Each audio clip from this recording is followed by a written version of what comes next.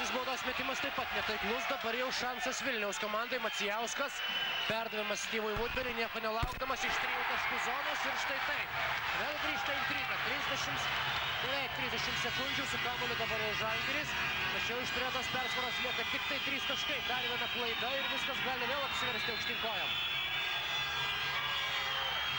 Iki galo gali laikyti kamuolį žalgiriečiai, tai dabar sėkmingai daro Mindaugas Timinskas, galima žaisti toliau, Šiškauskas ištraukia kamuolį, 10 sekundžių, paskutinysis šansas Vilniaus klubui, 5 sekundės, Macijauskas, Šeštokas, iš 3 taškų zonos. Sunku to patikėti, tačiau Kęstutis Šeštokas, likus 30 sekundės, išlygina rezultatą, 80-80.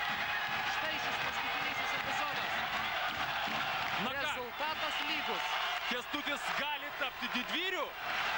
Atrodo, kad jis gali tapti didvyriu. Prieš 2 minutės jisai neįmetė tritaškio, kai galėjo komanda jo priartėti dar arčiau, bet dabar padarė didžiulį darbą. Fantastika. Ir štai ką reiškia tas atsainumas. Donoko Gordas buvo aiškiai nepasiruošęs rimtiem baudos metimams. Jau galvojama buvo, kad viskas, laimėtos rungtynės, nieko panašaus.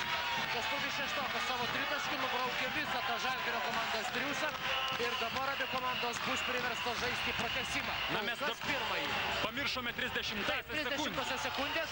Abejonė, šiek tiek paskubėjome, užbėgome įvykiams iš akių, tačiau atrodo, jog Žalgirio krepšininkai dabar jau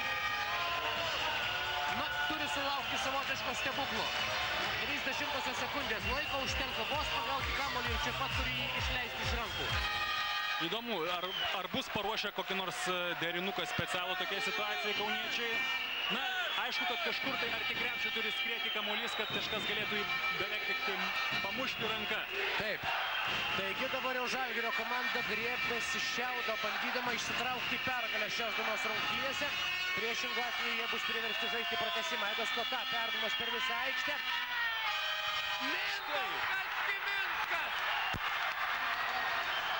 Mindaugas Timinskas žodžių trūksta. Ko nebuvo galima net tikėtis. Pasižiūrėkite štai džiūgaujančių Žalgirio krepšininkus. Komandos kapitonas likus 30 sekundės priverčia užtilti